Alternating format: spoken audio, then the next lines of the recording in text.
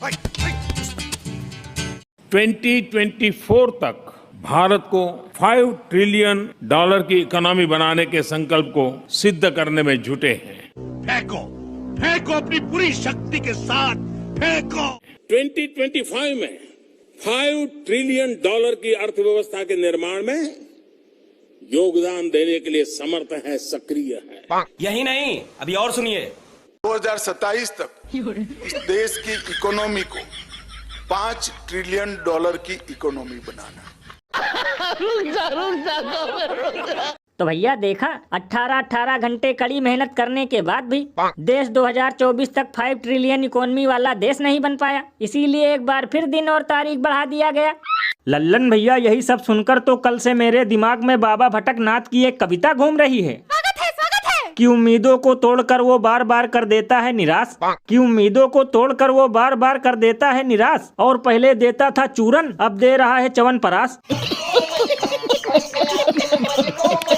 क्योंकि बताओ गजब विडम्बना है, इकोनॉमी ना हो गई बीरबल की खिचड़ी हो गई, 7-8 सालों से बन ही नहीं पा रही है। और लल्लन भैया, मुझे तो लगता है कि अब अखंड भारत भी 144 साल बाद बनेगा।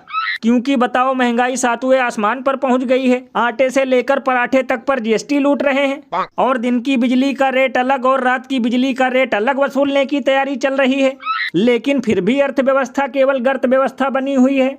भैया इसीलिए तो लोग घनघोर बेइज्जती करते हुए ये कहते हैं कि अब अर्थव्यवस्था का नाम बदलकर आरती कर देना चाहिए। क्या पता इसी से हम विश्वगुरु बन जाएं। अरे बाप रे, ये तो धोती खोल रहा है। और भैया एक अंदर की बात बताऊं, कभी कभी तो मुझे ये सोचकर हंसी आती है कि अमृत काल में इन लोगों का कोई तो वादा पूरा हुआ हो।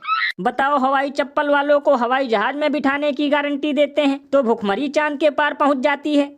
बढ़िया कानून व्यवस्था की गारंटी देते हैं तो पूरा का पूरा हेलीकॉप्टर ही गायब हो जाता है। और तो और जब नारी शक्ति वंदन की बात करते हैं तो बलात्कारी हर दूसरे महीने जेल से बाहर आ जाता है। लल्लन भैया, इसीलिए तो इस पर महान कवि बाबा लपेटू दास ने कहा है कि जो सुबह शाम लोगों को लगाए चूना भर भर कर बाल्टी, अमृत काल में उसी का नाम है भारतीय जनता पार्टी।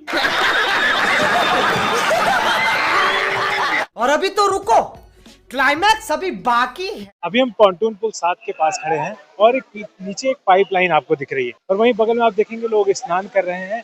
तो ऐसा कुछ है कि साफ पानी को गंगा में लगातार मिलाया जा रहा है, और इसको लेकर लगातार दावे किए जा रहे हैं कि जो गंगा का जल है वो पीने लायक है। तो भैया देखा, लगता है महाकुंभ में संगम के पानी में वास्तव में खतरनाक बैक्टीरिया था। क्योंकि देखो, अब उसमें ट्यूबवेल चलाकर साफ पानी मिलाया जा रहा है। तब तो लल्लन भैया अब इस रिपोर्टर की जरा भी खैर नहीं, क्योंकि इसने तो डबल इंजन की डबल पोल खोल दी। बताओ, लोग संगम में नहीं बल्कि ट्यूबवेल के पानी में डुबकी लगा रहे हैं। लल्लन भैया, कभी कभी तो मुझे लगता है कि डबल इंजन वाले चूना लगाने में पान वालों से भी 2 कदम आगे हैं। क्योंकि बताओ, जब से संगम के पानी की दुर्गति वाली रिपोर्ट आई है, तब से बुलडोजर बाबा और उनके भक्त इसे दिन रात अमृत साबित करने में लगे हैं। और कुछ रिपोर्टर तो इसे बोतल में भर भर कर पी भी रहे हैं। लेकिन अब पता चला वो संगम का पानी नहीं बल्कि ट्यूबवेल का पानी था। ये बिल्कुल सही कहा आपने। वैसे भैया मेरे हिसाब से अब बीजेपी वालों को इस पत्रकार को तुरंत सपा और कांग्रेसी बताना चाहिए, और अपने भक्तों से कहलवाना चाहिए कि ये वीडियो महाकुंभ का नहीं बल्कि मलेशिया का है।